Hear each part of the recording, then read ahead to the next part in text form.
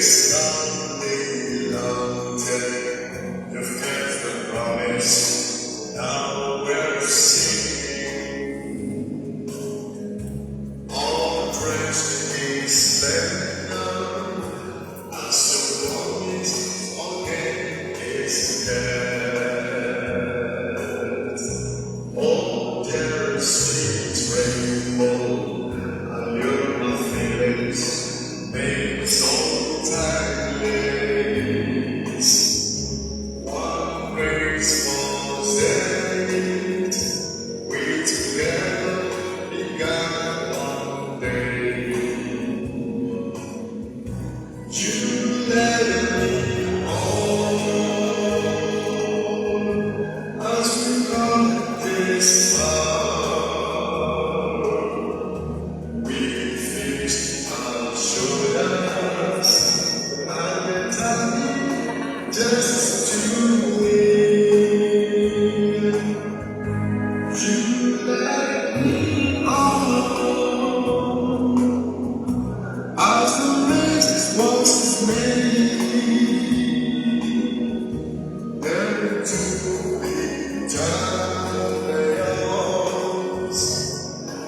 We are winning.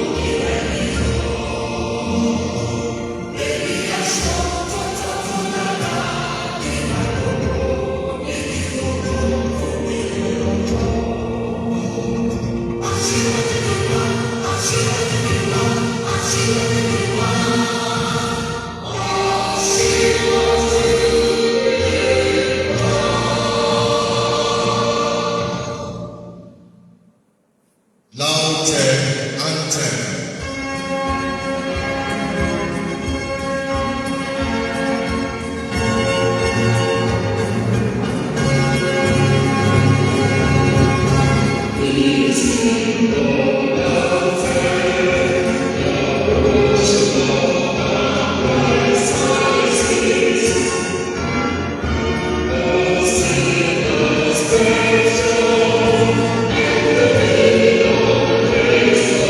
Oh,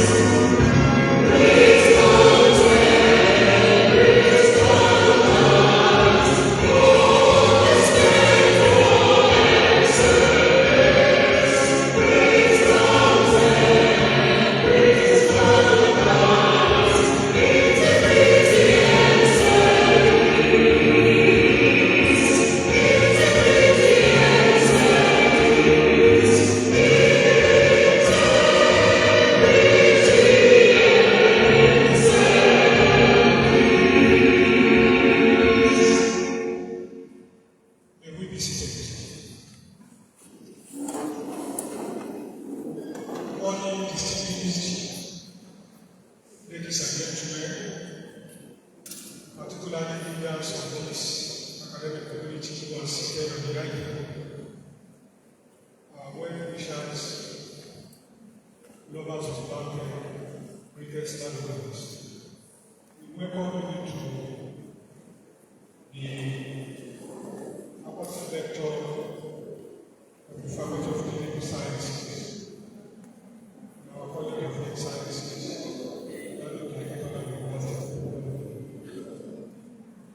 At this point, it is natural and even that we recognize those in authority who others belong to. We please permit me to introduce members of the IT who also make some recognitions. Why it is my pleasure to announce that this morning the Vice Chancellor of this University, Professor Razak Olatundewa, is so unfortunately absent. But he is not all represented. Standing in for him this morning, we have a very distinguished scholar, Deputy Vice Chancellor, Innovations and Academic, Professor Dawood Araro.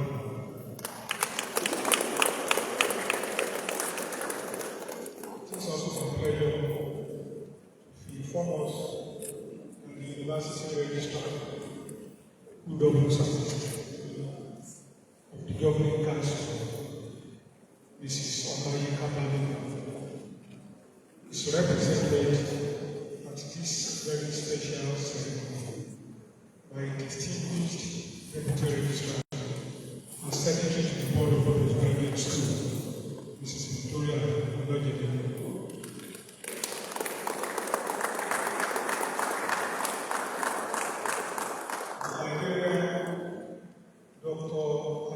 Sarah Emujua is also represented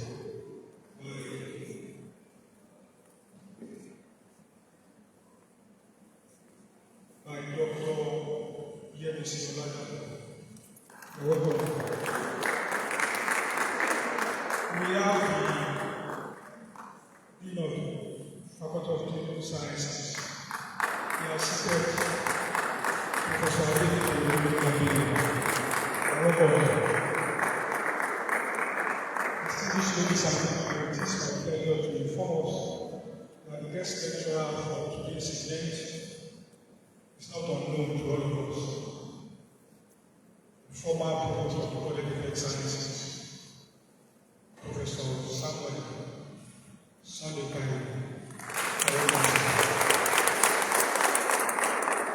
We will use time to recognize the presence of our deans of our various faculties. I have seen the Dean of Management Sciences, Professor Abiola Ibe. We have the powers of Faculty of Basic Clinical Sciences. We have Professor Michael Shopiada of Pure and Applied Sciences. I have seen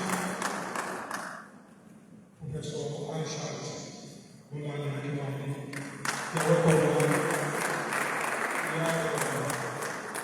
Dr. Afolabi Oladele, Dean of Faculty of Basic Clinical Sciences. We have seen Professor Adetuji Adetuji-Bola. Welcome. That is the computer and mathematics. As we see them take recognitions in physics, please permit us. If anything has been committed, we shall go back to them as things are done. But please, at this point, I saw the Secretary to the Board of the Planning Training Center, Victor Ayodele. Please don't stand up for the recognition. We have another distinguished Deputy Registrar, Mrs. Soledola.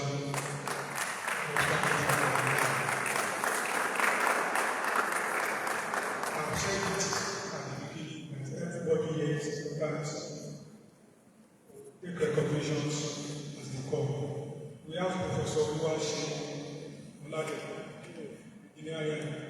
Microbiology. You are welcome, sir. We go back to the programs handed to me. Like I said, we go back to introductions as let's make it necessary. Please let's go now to the welcome address, the opening address, and the Dean of Clinical Sciences, Professor Antimicrobial.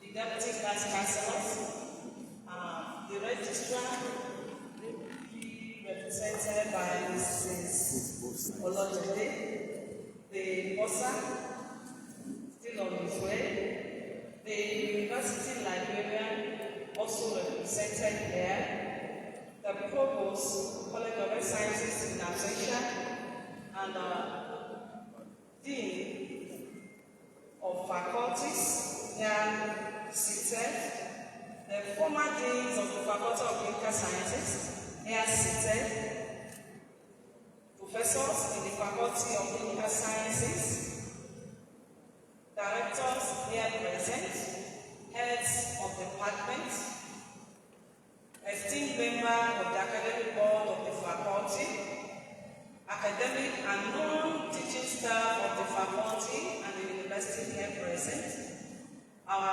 honored guest lecturer, Professor S.S. Taiwo, the technical crew, and great Ladokites, ladies and gentlemen.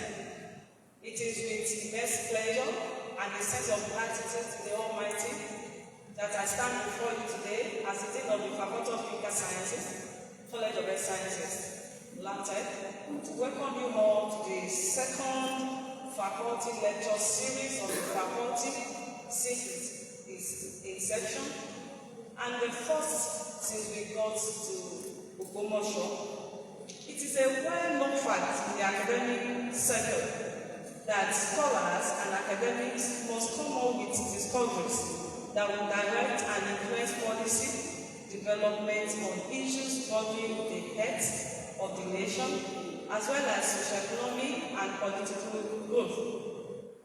In medical practice, such discoveries and interaction are crucial in driving advancement in diagnosis, treatment, and disease prevention, ultimately leading to improved patient outcomes and a better understanding of the human body.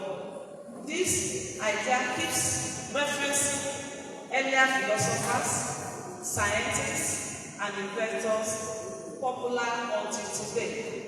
In academics, faculty lectures, public lectures, inaugural lectures, seminars, conferences serve as avenues for scholars to lay bare their wealth of experience and discoveries in the spirit of academic scholasticism. This time around, we are privileged to have a renowned scholar and an illustrious academic, Professor S.S. Taiwo, as our distinguished lecturer. He is a professor of microbiology and a consultant clinical microbiologist. His vast wealth of knowledge and experience in the field earned him this qualification to present this landmark faculty lecture titled Emergence and Spread of Antimicrobial Resistance, Impacts, Challenges, and Future Prospects. This topic is very important because it cuts across all the medical and clinical specialties, including the basic clinical, basic medical, as well as the clinical specialties. The emergence and spread of antimicrobial resistance poses a significant threat to medical and community practice, hindering effective treatment of infections, increasing healthcare costs, and potentially jeopardizing routine medical procedures and public health. AMR makes infection harder or impossible to treat with existing antibiotics, leading to treatment failures and prolonged hospital stays, with the resultant increased morbidity and mortality. AMR can jeopardize the success of life-saving procedures, including cancer chemotherapy, organ transplantation, and surgeries, making accurate diagnosis and identification of resistant pathogens challenging, and further complicating treatment decisions. It can lead to outbreaks of resistant pathogens across communities and borders, particularly among vulnerable populations, leading to significant economic consequences, reduced productivity, and the destruction of food security. Thus, the topic of the faculty lecture is an important one that concerns all and sundry. This form of public awareness, education, and medical updates is crucial to promote responsible antimicrobial use and prevent the spread of AMR. This lecture is intended to attract the attention of policymakers on one hand and to reawaken the scientific instincts of both clinicians and medical researchers to find immediate ways and means to curtail the menace and also provide a futuristic, universal treatment in handling the situation. Our eminent lecturer, as we shall soon learn when the citation will be read, is no mean person to undertake this task. He has been involved in combating the challenges of AMR, both at the national and the international terms. Distinguished members of the high table, ladies and gentlemen, I will not delay time in allowing our guest lecturer to deliver his lecture. I will encourage you all to pay close attention and engage the valuable insights that Professor Samuel Taiwo will share with us today. I'm confident that this lecture will raise the bar in our scholarly activities and place us at par with our counterparts around the globe in the matter of our discussion. Also, to explore individuals present here today to support responsible antibiotics stewardship in our healthcare facilities. Once again, I extend a warm welcome to you all. I wish you a fruitful and enriching experience as you listen attentively to this lecture. Thank you and happy listening. Thank you so much. Mr. Vice Chancellor, please permit me to inform us the very distinguished Deputy Registrar, Secretary to the Board of the College of Health Sciences, Dr. Olufusho is also here. We appreciate your presence. We are especially inform us that we have a past provost of this College of Health Sciences, former Chief Medical Director of the University of Osun State University, Professor Peter Kafatu. And also to inform us that we have Professor Adetuji Mutola, Professor Michael Olamoye, Professor Yetubi, and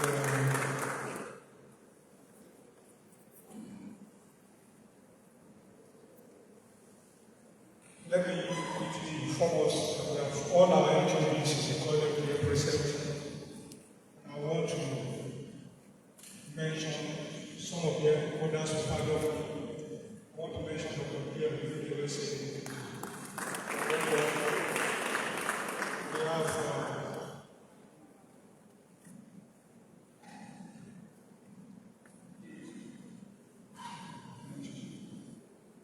We have Benjamin Ignorantly.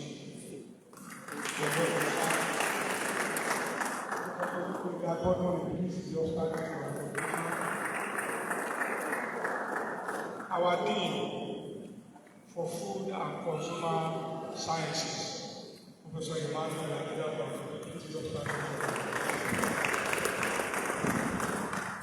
See, I want to seek your indulgence to inform us that we have faculty officers here present. I've mentioned Mrs. Ojebola. We also have a faculty officer, clinical sciences. I don't know whether to call him Venerable or Mr.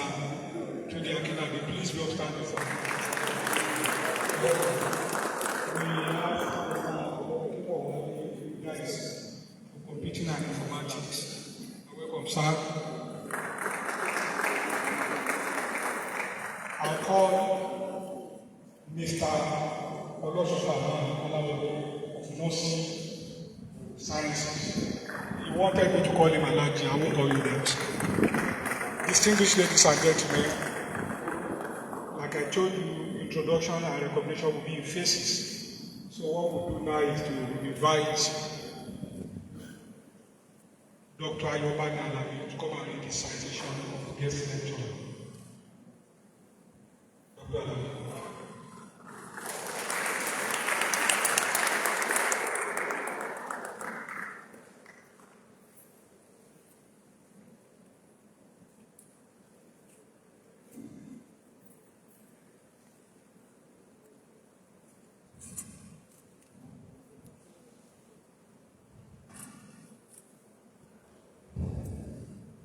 Good morning, the Vice Chancellor, the Dean, and other member of the High Table. It's a great pleasure this afternoon to read the citation of our guest speaker today, who happened to be my teacher for undergraduate day. It's my pleasure to read the citation. I want to request that Professor S.S. Tayo kindly rise up as I take this citation.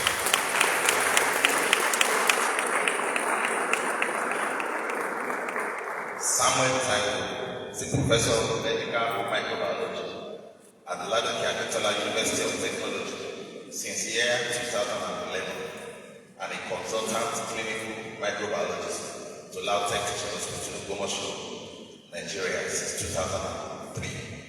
He currently chairs the Hospital Clinical Microbiology Laboratory, Hospital Infection Prevention Control Committee, and Antimicrobial Stewardship Committees. Professor Taiwo earned his medical degree in the year 1992 from the University of Ibadan and obtained the Fellowship of National Postgraduate Medical College in Pathology, FMC Medical Microbiology Specialty, after completing his postgraduate residency training program at the University of Ilorin Teaching Hospital, Nigeria in the year 2003. He joined Lautech as a lecturer 1 and Lautech Teaching Hospital as a consultant microbiologist in August 2003. He has since then been involved in teaching and supervising undergraduate, medical and nursing students and postgraduate students at diploma, master levels, as well as resident medical doctors for postgraduate fellowship in pathology with a specialty in medical microbiology. Professor Taiwo's area of academic research and professional interests includes the use of in vitro diagnostics for infectious diseases diagnosis, surveillance, and control of healthcare-associated infections and antimicrobial resistance in significant bacterial isolates, especially methicillin-resistant Staphylococcus aureus (MRSA) and multi-drug-resistant tuberculosis (MDR-TB). Professor Taiwo, our guest lecturer today, has conducted research in the field of bacteriology and systematic microbiology with, to his credit, over 100 publications in learned scientific journals, including original and review articles, chapters in textbooks, technical reports, conference abstracts and proceedings, and public lectures. In addition, he has participated in multidisciplinary funded research projects, including being a member of the Technical Working Group and consultant to African Field Epidemiological Network, AFINET, in the year 2017 for the end of project report write-up on development of surveillance tools/protocol and curriculum for surgical site infections in tertiary hospitals in Nigeria, with ExxonMobil grants through the US CDC Foundation and managed by Project Hope. Professor Taiwo has also served as a consultant to the World Health Organization to rewrite the book on the humanitarian emergencies in Northeast Nigeria and the public health implications in 2018. Ladies and gentlemen, he currently a principal investigator in an ongoing multi-center research project titled Evaluation of Group-Mediated Isothermal Amplification (LAMP) Detection of Active Tuberculosis and Interferon Gamma-Releasing Assay (IGRA) Strain of Latent Tuberculosis in Nigeria, being part of the 2021 cycle of TETFund National Research Fund grants. He has received other awards and travel grants, including TETFund travel grant to attend Global Research Conference in the United States of America, Biomeru travel grant to attend ASLM Conference, Welcome Trust Placement and Bursary Award to attend advanced courses in Sanger Institute, Cambridge, United Kingdom, and many African countries, as well as several Keystone Symposia Global Health Travel Awards of Bill and Melinda Gates Foundation to attend tuberculosis conferences in Tanzania, United States of America, and Canada. Coming home,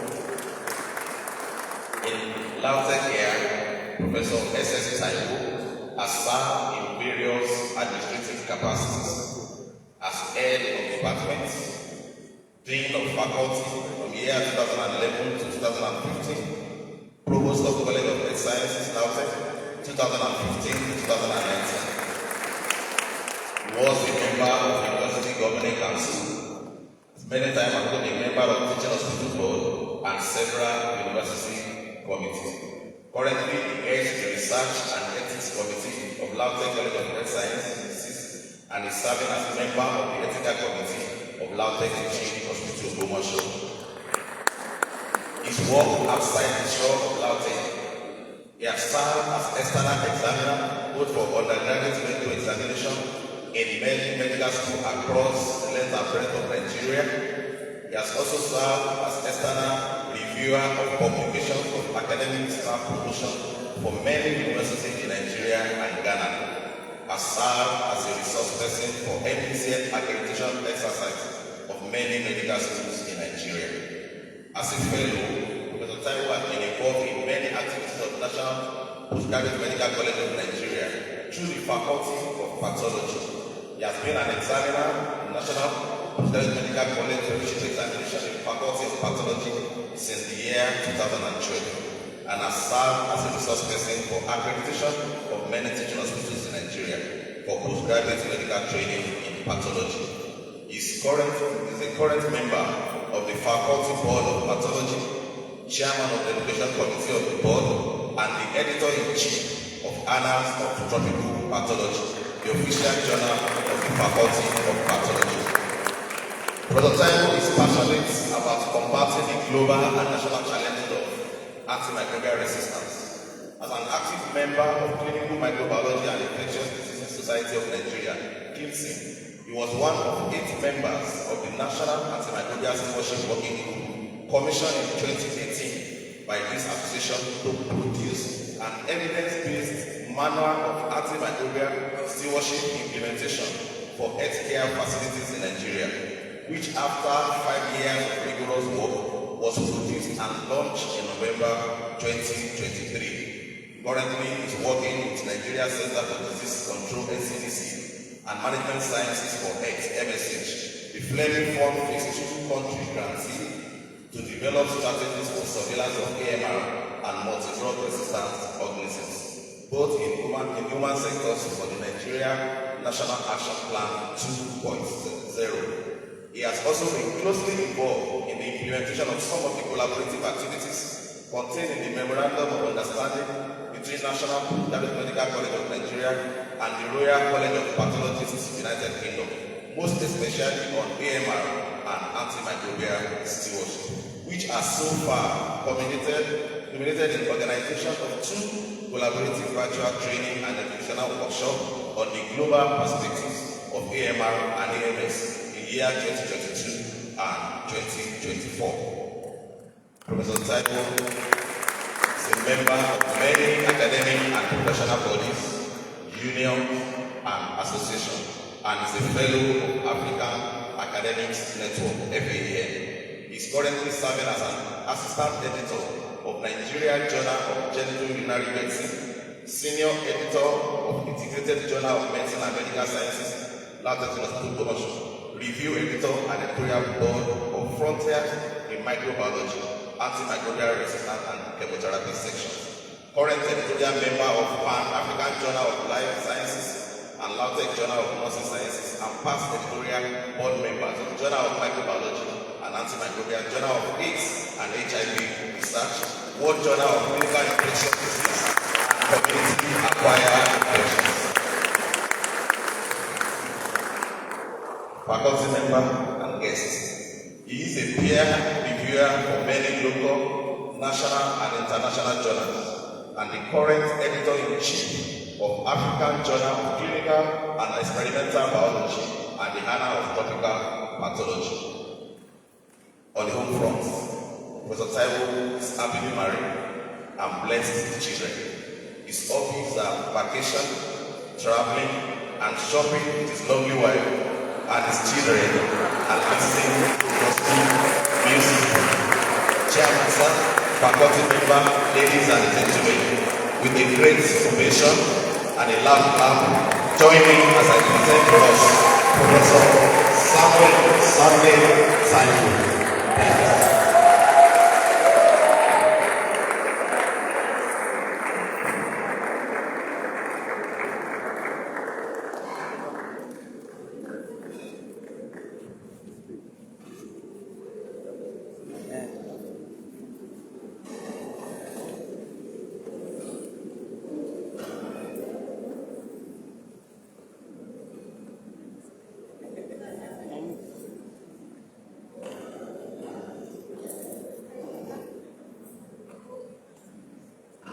Sheriff, sure we not go bring the podium. Podium. Ask him.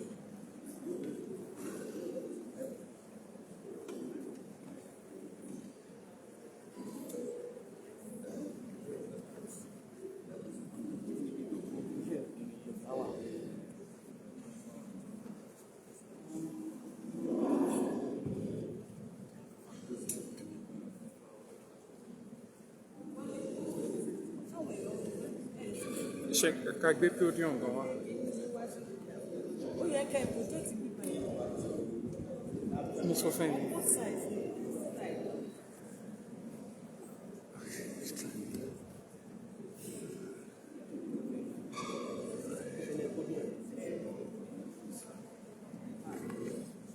Hello? Hello? Sheriff?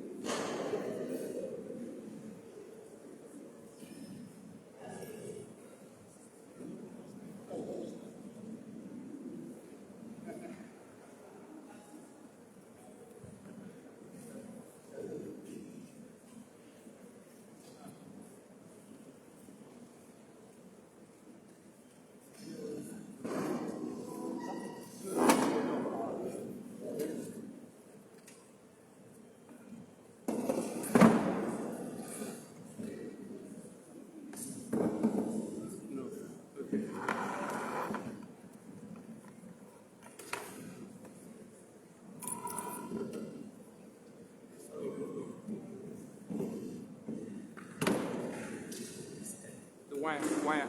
Charger. Sheriff, the charger. Do the charger well.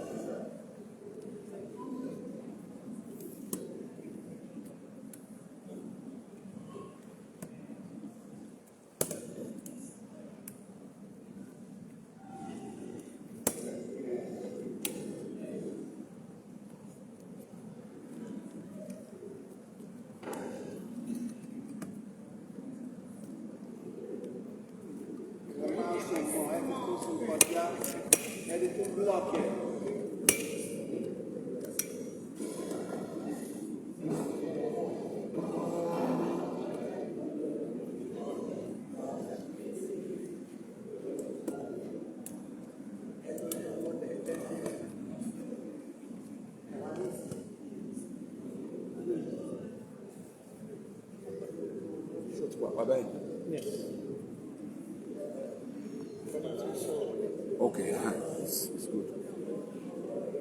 This one is good.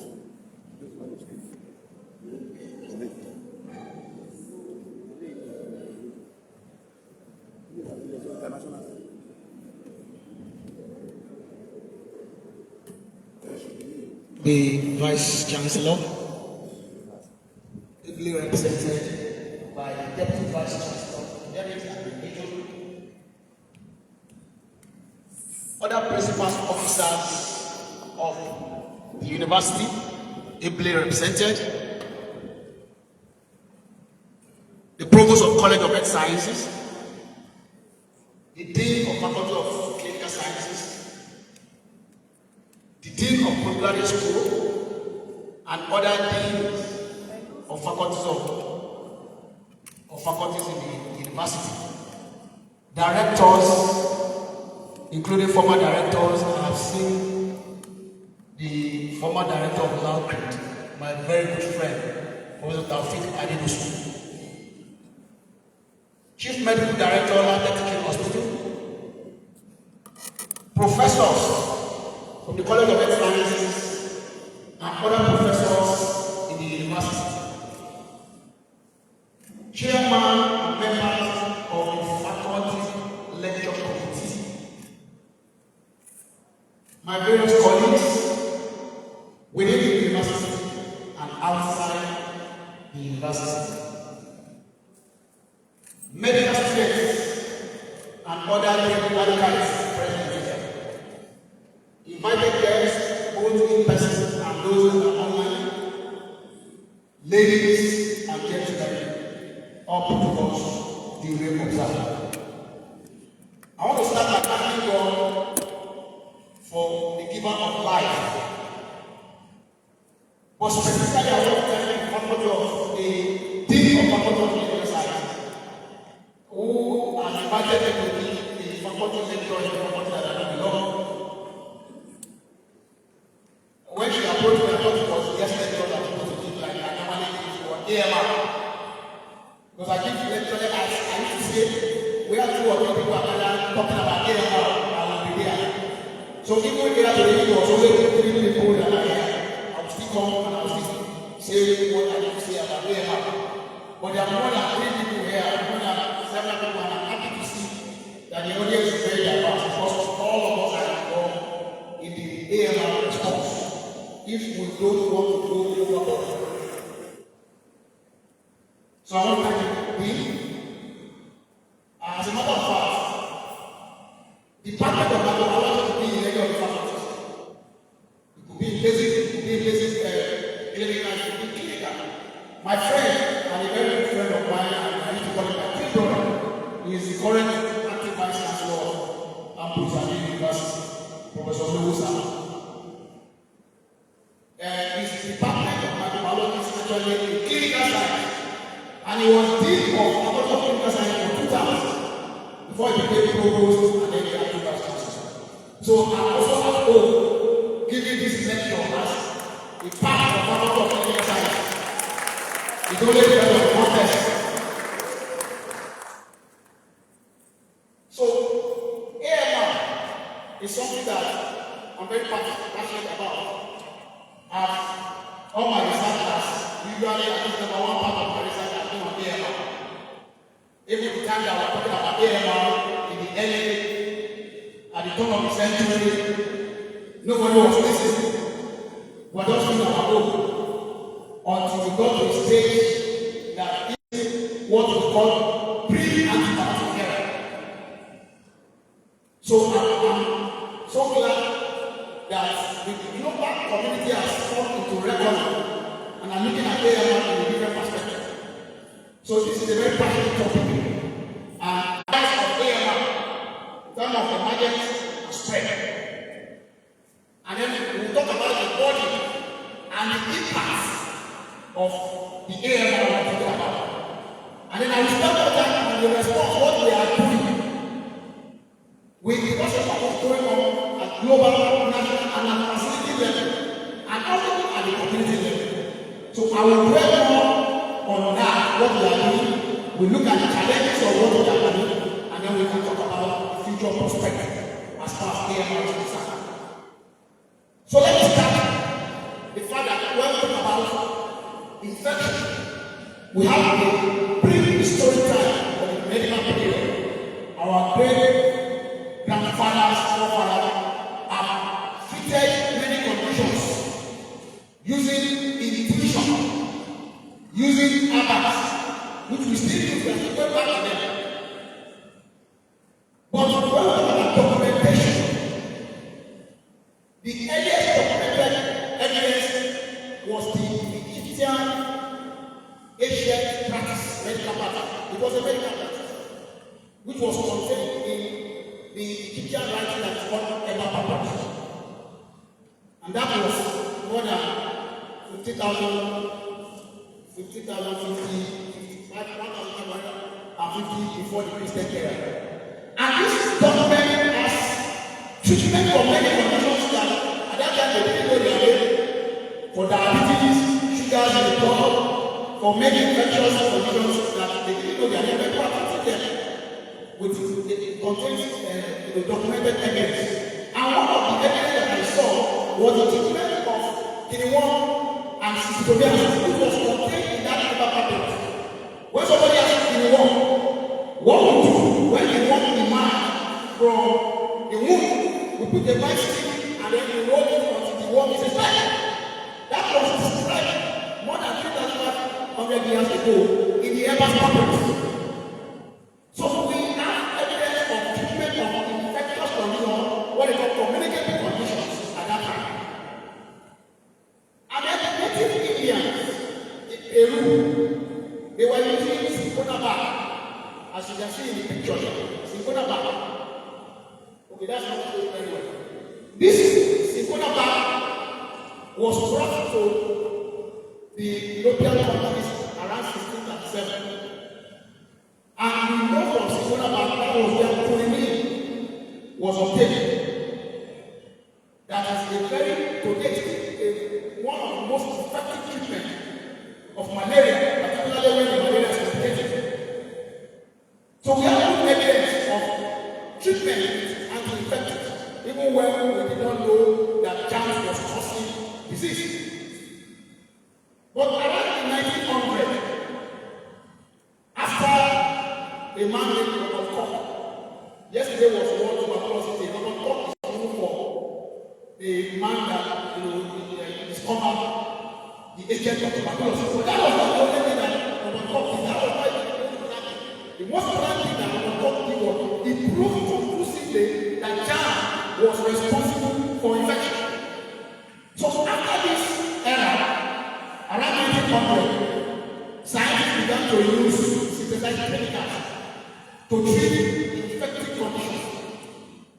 And one of those chemicals was called sabasan, or what is called aspirin.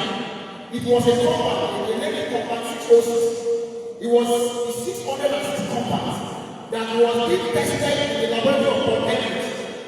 And they found out that it was effective in the treatment of conditions like syphilis and tuberculosis. Another important chemical that was used was optician. Today we use optician in our lab within microbiology lab to differentiate Streptococcus pneumoniae from Viridium of Streptococcus. But it was a drug in the 1915 that was used to treat global pneumonia that was caused by Streptococcus pneumoniae. In 1935, a man named Roman and his colleagues, they synthesized the first sulfonamide of proposida. These were toxic chemicals with very toxic levels, so their safety level was not very good. And so they did not fly so much as an anti-infective drug. But around 1928, a man called Alexander Fleming, Sir Alexander Fleming, was one that ushered in what we call antibiotic era. And this was because he accidentally, serendipitously discovered penicillin. While he was working in his lab, he's a doctor scientist, he was working in his lab on Staphylococcus aureus and agents that are not working because he's with us. So this man was working on it in his lab, and he left his plate accidentally, he came back the following day, and noticed that the plate was contaminated by a mold. It was a fungus. The name of the fungus was penicillium. So when he came the following day, he saw that this staph aureus did not grow around the mold, and he postulated that this fungus was producing a substance that is limiting the growth of Staphylococcus aureus. It was accidentally that was what was working on. So he began to look at what was responsible. He didn't have money to support his work, but he got the help of two other colleagues, Boris, Jay, and an Australian colleague, Florida. And so they supported him. And just in time, before the World War started, before the Second World War started, in the 1940s, penicillin was licensed as a chemotherapeutic, as an antibiotic. And being very, very effective, it was used to treat Staphylococcus infections, gonorrhea infection, particularly for the wounded soldiers during the Second World War. Their wounds were treated and their gonorrhea was treated easily with penicillin. So everybody began to use penicillin as they like, particularly the doctors. It was called a wonder drug, a magic bullet that just knock off any organism that becomes across. So this discovery led to accelerated discovery of other antibiotics. And so in the year 1940 down 1950, 1960, up to 1980, you had accelerated discovery of numerous antibiotics. And so the world was in such a good state that dramatic reduction in death and from infectious disease was noticed. So the antibiotic era had actually saved mankind from the jaw of death of these microorganisms. And in fact, in the United States, the era was where there are data that the life expectancy from that increased by 10 years, from around 68 years to 78.8 years. That was the benefit of the antibiotic era. Until the coming of antimicrobial resistance, which is now threatening to undo all the good works of the antibiotic era. And that is where this is where we are to be. And we need to act, all of us here today, and much more, to set the time that is pushing us towards the post-antibiotic era, where we don't know. So you can see the accelerated discovery. It was very nice to discover it. And then around the 1980s, we entered into what we call discovery point. So there is a gradual decline in the pipeline for novel antimicrobial development. In fact, the United States Food and Drug Administration recorded from 1980s, gradual decline in the number of new molecular entities of antibacterial that were approved for use. And up to around 2008, that was probably the last time a novel antibiotic was discovered against bacteria. All the ones that we are having now we are just coupling it with old ones and recycling old ones.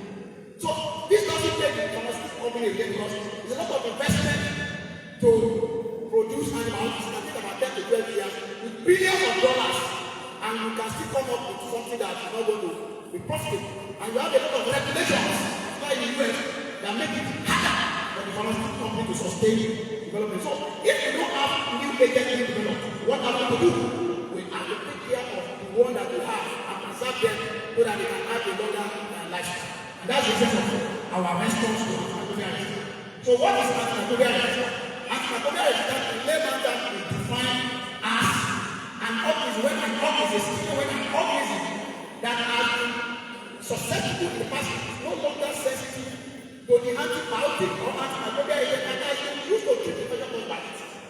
And we see this in patients, in people, we see it clinical resistance, clinical failure. But we also see it in the lab. We see this in the lab, and we can see this picture here. The lab, what we see is that the antibiotic pieces that we use, the organisms are not inhibited at all. Now, resistance is a normal phenomenon in the microbial population. It happens as a normal phenomenon. Like it's an adaptive mechanism. And it's obvious that if an organism produces an antibacterial agent, of necessity it must be resistant to that antibacterial agent. Otherwise it will be destroyed by the antibacterial agent. So meaning that resistance actually predicted discovery of antibiotics. So it's a natural thing that occurs in their population, spontaneous mutation happens.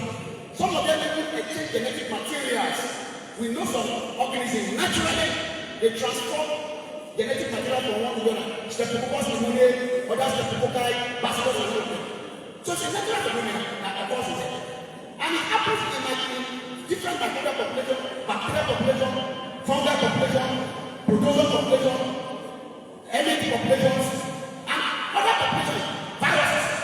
However, because bacteria multiply faster than all others, our emphasis has more of bacterial AMR.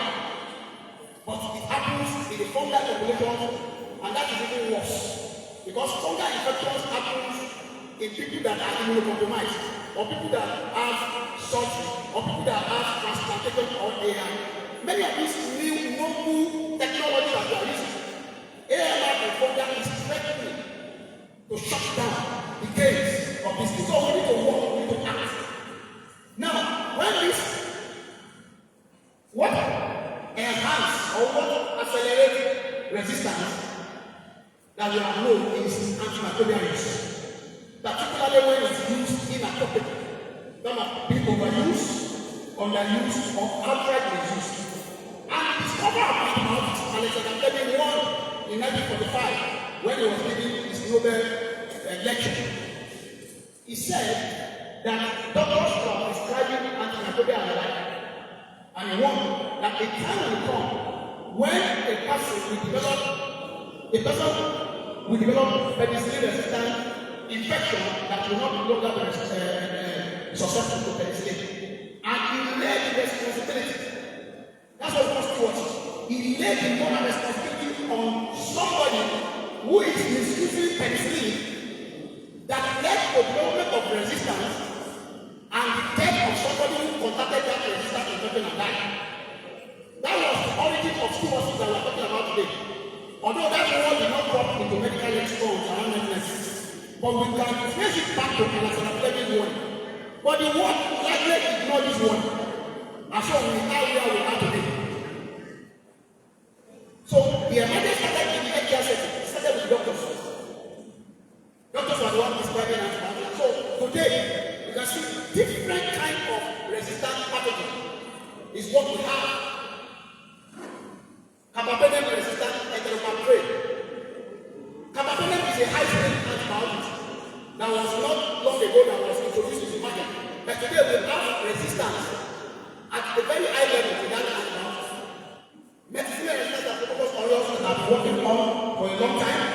Vancomycin resistance and enterococcus, multi-drug resistant, and extensively drug resistant. In fact, in some cases, you have pan-drug resistant organisms that are not sensitive to any antimicrobial that we have today. So if you as a physician, you are confronted with a pan-drug resistant organism, what are you going to do? It's a nightmare scenario. And it's not only in bacterial population, I told you about Candida, which is fungi, particularly Candida auris. Candida auris is a non-habitat Candida that has been described as very notorious for being antimicrobial resistant. It first emerged in Japan in 2009 and it spread across the world, including now we are recovering Candida auris in Nigeria, which are usually very multi-drug resistant.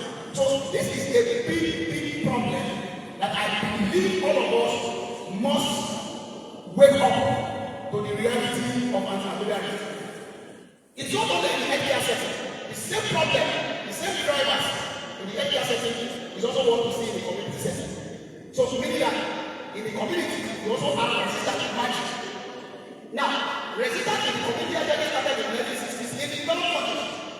When they started pouring antimicrobials into agricultural and animal rearing, that was what led to the pressure that started in the developed countries. They were using antibiotics as protein stimulants, as metaphylaxis, as prophylaxis. Substitute that for hygiene, for biosecurity measures in the farm. And so that also led to a lot of pressure in the community. And also antibiotics that are not regulated in our environment is available to the public and we, people began to abuse it and pathogens began to, that have been SY sensitive, began to demand. So you have multi-drug resistant Neisseria gonorrhea. So gonorrhea is very sensitive to penicillin and many others. You have multi-drug resistant Neisseria meningitis. This pathogen are community pathogen they are present in our environment. Nigeria is in the cerebrospinal meningitis health. And we often have all these infections from time to time. Multi-drug resistant salmonella typhoid fever. Today, you need to be chloramfenical and there was a drug of choice. Today, you cannot use chloramfenical to treat typhoid. You will be doing that at your bed. Your patient will develop intestinal perforation and the doctor will run up and down. That is the patient does not die before they get to the hospital. And then, of course, you have TB. And so, all these things are happening also in the community. And so, there was a selective period that was treated by COVID-19. So we have data from the United States that show that there were a lot of misuse of antibiotics, particularly of COVID-19, the COVID virus, which was a virus, it's not sensitive to antibiotics, but people who are treating it, particularly azithromycin, was misused widely. And in the United States, where there were data, they showed that they were comparing patients that had what influenza-like illness. In the year before the pandemic, 2019, they compared the same set of patients that had bacterial infection in the hospital in the year 2020, the time of pandemic, and they found out that antibiotic resistant pathogens were recovered in excess from those patients in 2020 compared to those patients in 2019. You can see the excess. ESBL was in excess of plus 134%. Bacterial resistant antimicrobial in excess of about 5.6%. So we knew that COVID-19 actually created a lot of pressure on the use of antimicrobials and the emergence of resistance.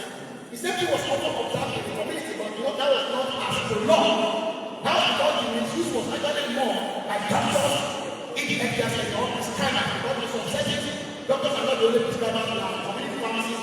You have other pharmacies that prescribe and other clinics of other clients. But this was across board. It wasn't only developing countries. In developed countries, so the AMR issue is a global challenge. It's not just one country. So when AMR emerges, the next thing is that it spreads under conditions of poor infection prevention and control measures, water sanitation and hygiene, poor security. All these, from where they demand, they begin to spread. Even where antibiotics are not been overused, you have to spread, and then you have person-to-person spread, direct spread, indirect contact spread, and so on. And so, this pathogen, they call escape pathogen. They are escape practically every animal. It's an acronym that shows that E is Enterococcus faecium, which is resistant to vancomycin. But vancomycin resistance is a marker of multiple resistance. So it's resistant to not only vancomycin, but other animals. Staphylococcus aureus, vaccine resistant.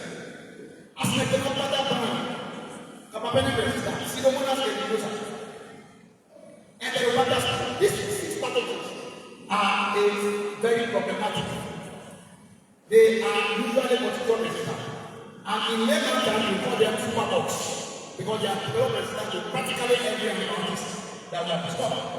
And so in 2019, WHO, in an attempt to gear up the scientific community and pharmaceutical industry to develop new antibiotics, novel antimicrobial, they categorize this pathogen into high critical group, high and medium group, so that you can support the need to develop antimicrobial agents.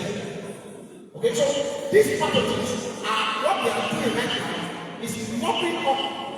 They are mopping up the life-saving antimicrobial. So, meaning that it's not only our life that is threatened, it is that the antimicrobial themselves are become endangered. So, this is going to take us to a post-antibiotic era, where infection caused by multiple resistant organisms will not be treatable by all the antibiotics that we have at present. So this calls for action by all of us. So what are the things that determines resistance? What determines the emergence? What determines the spread? From this graph that you are seeing here, we have looked at factors, 2 major factors. Overuse of antimicrobial in the human health sector and overuse and misuse of antimicrobial in the animal health sector are the 2 drivers of antimicrobial resistance. In terms of evidence, in terms of contribution. So if we are able to deal with overuse and misuse of antimicrobials in the human and animal health sector, then we will have actually cause a lot of improvement in our antimicrobial use and drive down the AMR that we currently have. But there are many other factors that contribute to it. In the healthcare setting, the fact that we don't have laboratory in our own setting, the fact that we have environmental contamination, that's why the environment comes. And now we are talking about tripartite sector.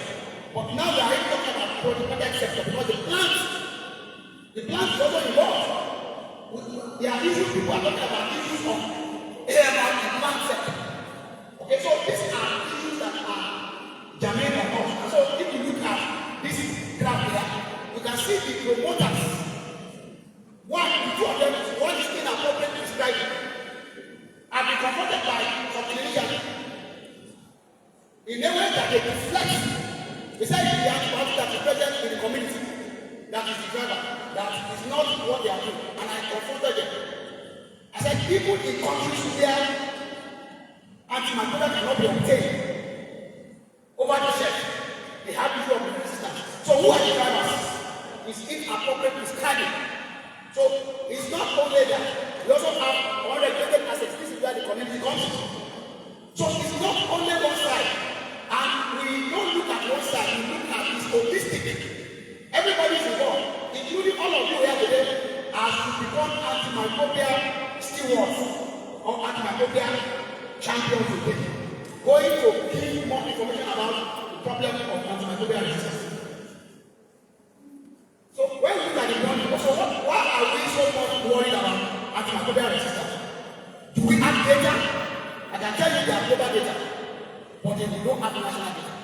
And that is the problem with that's one of the challenges with implementing the national action plan that we developed, particularly in the first one, what we call the national action plan 1.0. We don't have enough data that can convince the government that this is what AMR is possible. Global data are available. They are based on studies that are conducted in high-income countries. And then the data is modeled for us. Those of us in LMIC and LIC countries, they model data. They model their data or extrapolated data is not an accurate representation of what's going on. So that's why the global data is available and we share it with us. But we need to generate a locally based, evidence-based data that is going to convince the policymakers to look at AMR in a different manner than what they are doing. So we can look at the body and the impact in terms of the perspective of patients, the perspective of the healthcare system, and of course, in the economic perspective. So this is a report that so many people know about this report. This was the report that chaired of the global community. In 2014, the Deputy Prime Minister, Tony Blair, commissioned, in working with Weapon Trust, commissioned a group to develop or to bring out the cost of AMR globally. Because the African countries have groups, they have studies that show that global. And anytime they're talking about global, anytime you see your data coming into it is because of the developing countries. So this global data was brought out, and it shows that in 2014, AMR test globally, was about 700,000. But they made a projection for 2050 that if we don't do anything, we don't act, by 2050, that 700,000 tests per year will rise to 10 billion tests per year for 2050 from AMR preventable infection. So this was what totaled the global community. It coincided with the time when WHO also reviewed the surveillance data all over the world. So a lot of activities started happening in 2014. But this particular one shows the global body of AMR, and everybody began to get worried. And so the WHO itself had to call, the United Nations General Assembly had to call the WHO to please bring up a global action plan, because we don't want to go to this extent.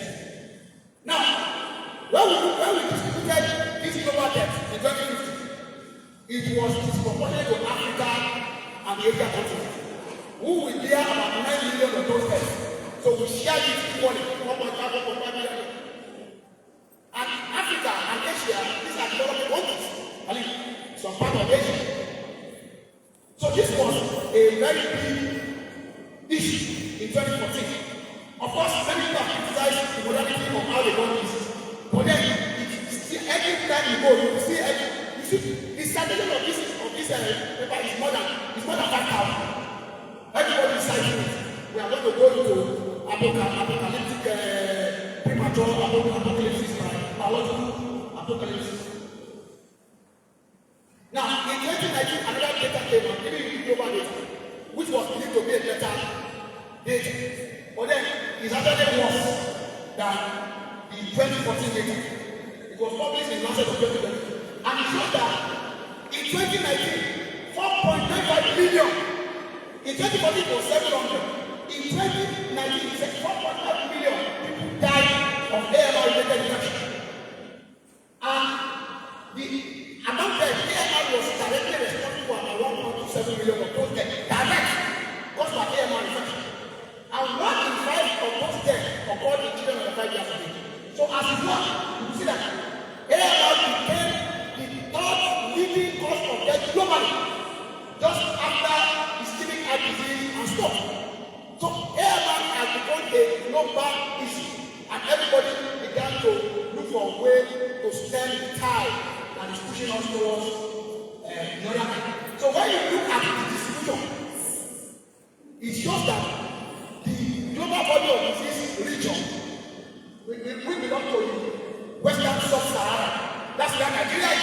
You can see, in terms of the body, in terms of the associated deaths, in terms of the attributed death, we bear the highest body. Western Sub-Sahara, Eastern Sub-Sahara, and the other side. Everything is Africa, particularly West Africa. So it is a big issue for us. It's a regional problem, it's a global problem, and also it's a national problem. So another grant report was released 2 years ago. This was 2021. A little bit reduction, but not much difference. We we still have 1.71 million assisted death and 1.14 million death. And this also made the projection to 2050. And the projection shows that it is still about 8.22 million people that will die if we don't act on what is currently on ground. But the good thing was that when they made the projection, they now find that it will be disproportionate. No, Africa will no longer be part of it. It will now be Caribbean and Asia. So I break the sign of the feeling that there is something that we are going to do right between now and 2050 that will make us to be out of this AMR. So that's the quality. Meaning that whatever action we are going to put in, we must put in the action very well. Now if you look at what is according there is also looking at the distribution in terms of age. They found out that for children under 5 years of age, there was a reduction in AMR related death between 1990 and 2021. By more than 50%. What are we doing in pediatrics that we should borrow for the elderly? Vaccination, good integrated management of childhood disease. All these were probably responsible for the reduction in children by more than 50%. But then when you look at the elderly, all of us are not getting towards that place. In fact, they are now saying that even geriatric, when I went to Port Harcourt recently, they are saying that some people are reducing geriatric age to 50. They are saying, so if I'm sick now, you take me to geriatric ward. You know, so all of us are going there and look at mortality. Mortality is increased by more than 80% from AMR reduction. So we need to look at this passionately and act on that. So one of the healthcare aspects, the healthcare system. In America, it's been said that if somebody has an AMR infection, they spend an extra $1,400 to treat that individual. That's an extra cost on the healthcare system. Okay, and this is due to the fact that you have to increase the intensity of treatment. You have to increase testing, utilization, all this will cost you money. You have to increase your bed occupancy will be very high. And if by chance you develop an outbreak of medical disease happens in your facility, you are going to spend extra money taking care of that outbreak, otherwise it will wipe up all the patients. Okay, so these are real effects on the healthcare system. And these are things that we need data to show that this is what we are going to save if we are able to put in good measures. So AMR is a serious obstacle to achieving success with life-saving procedures like transplantation, like dialysis. All these are novel procedures that we are doing. But then AMR is technically that. Cancer chemotherapy, when somebody develops fungal infection that is resistant, apart from mortality, of course, the person is going to spend a lot of money. Length of hospital stay is going to increase, the healthcare cost is going to increase. So this is all things that will stress the healthcare system. What about the economic perspective? We need the economic perspective. We want to convince the lawmakers or the policy makers. You need to show them the economy. What is the effect of AMR on the economy? And the model gave the perspective. He said that by 2050, if you don't do anything, the world GDP, the loss will be in excess of $100 trillion if you don't act by 2050. So if the GDP is going to diminish, you know the consequences of the world GDP diminishing. Okay, that's going to spark hunger, disparity, and many things will begin to come up. It will be impacting other SDGs. For example, it will impact SDG 2, for example, there will be 0%. SDG 3 is 0%. But when people are, the GDP has gone down, the hunger will increase as well as the impact. SDG 6, clean water, SDG 17, and many of these other SDGs will just go along AMR. So we need to leave AMR with you. And people that are going to be working on AMR will become a university. This is part of what we have to show for us to be funded, because I'm going to present an aspect that needs fund. Because the government is looking for fund as well. Our own government is looking for fund. And you Trump has cost a lot of funding coming to Africa. So our government has to wake up. And we too have to wake up with the academic and to look for other sources of fund to be able to implement this action. So when you look at this effect in Nigeria, we don't have local data, but we have global data. global data. In 2019, from the ground report, in 2019 in Nigeria, 2,400 deaths occurred from AMR assisted infection in Nigeria in 2019, and 64,000 of them was directly caused by AMR infection. These are modern data, but they are stuck to us. This is what our leaders are looking at. They are telling us, go and bring our own data. We don't believe this data. It is a modern data. Okay, and it is circulating around. And you can see, in terms of age standardized mortality per 100,000 population, look at where Nigeria is sitting. Nigeria is sitting at 185th position out of the 304 countries that have data for that. That's a very bad position to be. 185 out of 204 is a bad position for Nigeria to be. And when you come down to the sub-Saharan Africa, in terms of age standardized, there are 90 countries in that global position. Nigeria is sitting at number 13. Nigeria is going to be down to Africa in everything. The down of Africa is already at stake. So we need to wake up the down of Africa as far as AMR is concerned. So if you look at this picture, AMR associated and activated death as overtaking all causes of death in Nigeria in 2019. So from diabetes, from hypertension, AMR infection was number one leading cause of death.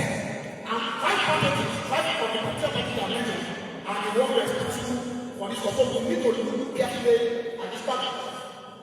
So we did the number one control, what we call the national agenda control. We look at the data that we have on our AMR survey from 2017 to 2022. And what we had was high resistance of the isolates from the laboratory to most of the antibiotics that we have. Some of them are what we call extended spectrum beta lactamate producing. This is a very bad when you have that kind of organisms, you are in trouble from your own treatment, because they are producing all manner that destroying all the extended spectrum cephalosporins that you rely so much on. MRSA are 90% of the total isolate that we have. And many of them are multi-resistant, extensively resistant, some of them are pandemic. That they are not sensitive to any of the antibiotics that we have so far in Nigeria. And we don't have all the antibiotics in Nigeria. There are still some antibiotics that are not available in Nigeria. So I don't know a lot of because when you are going global, you come national, you come subnational, you come to your own 30 minutes at home. We are just some studies, we don't have data. There is no computer data. On AMR, and I'm telling you, I don't have it. We don't have longitudinal data in any in Nigeria. Even the NCC is coming. They have enlisted many centers and sentinels to collect data. We don't have. But we are just study in London City Hospital. In 2008, we were supposed to do some study on bloodstream infection, which is deception, very bad condition. And we got organisms that were resistant to a number of all the antibiotics that we have in our hospital formulary antibiotics. Okay, and some of them were actually producing, extended spectrum beta lactamate. At that time, we didn't have the facility to look for them, but they were there. About 20 years later, 10 years later, we did another study in London City Hospital, and we found organisms that were extended spectrum beta lactamate producing, and they were resistant to food, resistant to ampicillin, tetracycline, all the antibiotics that we had in our formula. Except it was only an infection. So you can imagine if you are treating care of patients, what are you doing? Million dollars and then on more. So some few things that we have done in our center, we look at the people who call antibiotics, which we generated from antibiotics. And for the antibiotics that we are using, the only antibiotics that have some effectiveness for tetanus. All the others, you are not using. So, I come to the response. So, enough of all the doom and gloom. What have we done? How have we responded? From the response of the global. So, from 2012, a lot of noise was moving. But 2014 was a landmark with the camp report, the O'Neill report, and the Obeko report. So, in 2015, the United Nations General Assembly requested WHO to bring an action plan. And WHO developed a global action plan. with 5 strategic areas. Those are the areas that we want to look at the response. And this was supposed to help the Asian countries to be able to develop their own national action plan, take ownership of it, and implement action so that we can have a coordinated action both at global level, at national level, and at subnational level. Okay, so Nigeria actually committed themselves to it and signed the pact in 2017, promising that they are going to develop their own national action plan and implement it. And through to Nigeria was one of the first few African countries to develop their own national action plan for AMI in 2017. Just in time, maybe one or two other countries, Ghana or so, develop their own action plan. And so we have the national action plan that was developed in a one-edge sector.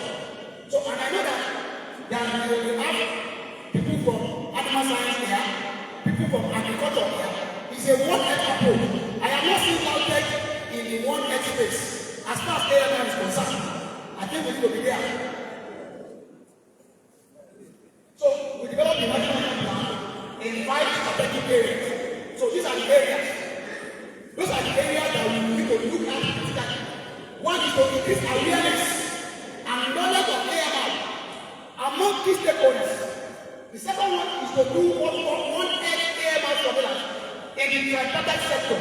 Now the sector has become one.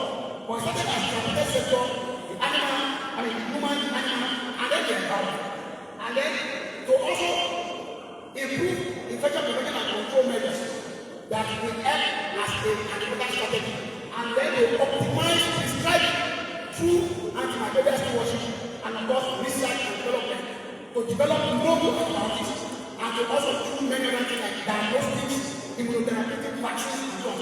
So Nigeria developed the action and developed an interim governance structure that will help in implementing things. This was all done shouldered by the Nigeria Center for Disease Control. And so, in terms of education and awareness, this is what we are doing today. This is one of the strategies. This is one of the response. We have to be educated about AMI, key stakeholders, and the idea is to influence our behavior, change our behavior in terms of antimicrobial use, in terms of prescribing, in terms of dispensing. We need to have a positive approach. All of us are involved. Because if you are not involved directly, a relation of yours will develop drug resistant infection. And you need to just do and running up and down, looking for money, and eventually there is no help. At the end of the day, it doesn't go right. Okay, so we have key stakeholders that actually government is number one. Government is the government are not aware that they need to regulate the source of the distribution of antimicrobials. There are many agencies that are involved. NAFTA is one of the agencies, Pharmacy Council of Nigeria, but then they are not tied by many obstacles. They are not doing regulation. That's why they have antibiotics that you can get from the shelf without restriction from anywhere. You can go to town here. You can go anywhere. People are selling it in open space. They are selling it in Lagos, in Lagos, marketing it. Okay, it's a thing that push us to where we are. So we need that approach. We need the facility. In your facility, in your healthcare system, not only in the health sector, in the animal sector, veterinary sector, you need to also be aware of AMI and become an antibiotic champion. Okay? So, at the community level, we need to leverage on what we call the World Antimicrobial Awareness Week. It's a week that is celebrated everywhere in the world. Between 18 and 24 of November of every year, we have the World Antimicrobial Awareness Week. It's not enough, but we have to start from somewhere. And it's coordinated globally. So you have from global, from national, and then the facility as a coordination. And larger cities of people have been very much involved in the awareness week. So in 2021, which when we became actively involved, we had a lot of programs, both at national level, at facility level, at societal level, professional assistant level, to be able to raise awareness. And I see out there, now that I've been very much involved, this is one antibiotic awareness week 2023, which is preventing AMI together. And we've been very much involved about the 2023, the antimicrobial stewardship team got support from the NCDC, and that enabled the committee to go to town, go to marketplaces to raise awareness during that week. Okay, so we have been very much involved. Many of the are also here, as you said, in the picture here. And then, of course, in 2024, it became the topic was to educate, advocate, and act now. It became obvious that you need to act now if you don't go over, you want to go over. And that hospital AMS committee has been doing, to me, has been doing very well. Okay, we still have a long way to go, but they are involved in awareness. We had a webinar that we did. We had awareness.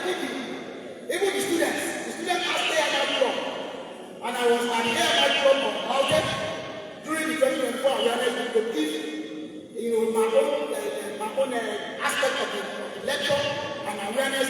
I also went to do that. Okay, so we are like 2 or 3 are gathered, and I'm invited. I will be there if it's to speak at AMI.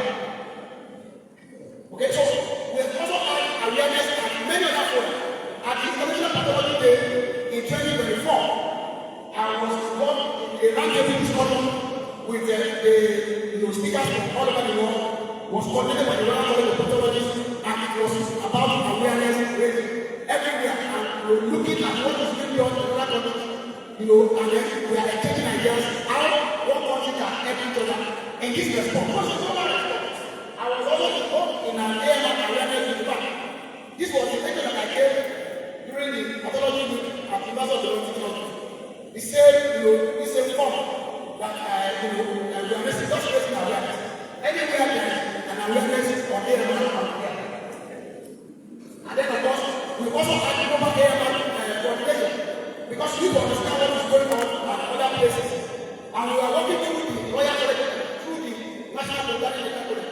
The National Pathology Medical College had an MOU with the Royal College of Pathology on many issues, and the meeting and society was capitalizing on one of those issues, on leveraging on it and using it, and that has supported for us organizing international webinar training for our members, because we need to be educated before we can go out and we need to educate others.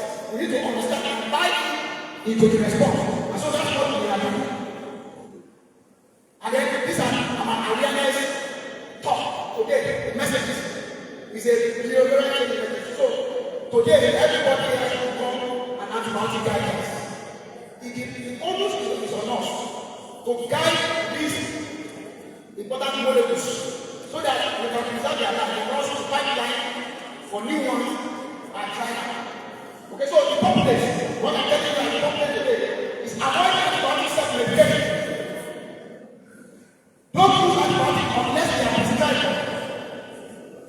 Follow prescription instructions on antibiotic use and avoid use of leftover. These are some of the messages that you should carry today to other people. Stop pressuring your doctors for pharmacists to prescribe antibiotics. Because, for example, if you have common cold, antibiotics will not help you. Common cold is caused by viruses, it's not caused by bacteria. Bacteria and viruses are not responsive to antibiotics. So you'll be wasting your time. The body is well wired, well protected to deal with most common viruses, except those dangerous viruses. And even if they are dangerous viruses, you don't have what to do. You only build up your immune system and pray to them. So, sanitation and hygiene is very important. And washing, it was only COVID-19 that brought us to the level of hand washing. People don't care. So, when COVID-19 came, everybody was there, putting everywhere. That's not a good behavior. That's not a big kind of stuff. It should be a normal thing for you. My children, before COVID-19, not more. When they go to school, they carry hands sanitizer. By wearing masks because they are allergic to dust. So when the COVID came and it was not new, they didn't wear it. No, but we need to wear it. We need to carry our hand lotion around. Okay, so it's a behavior that you mind.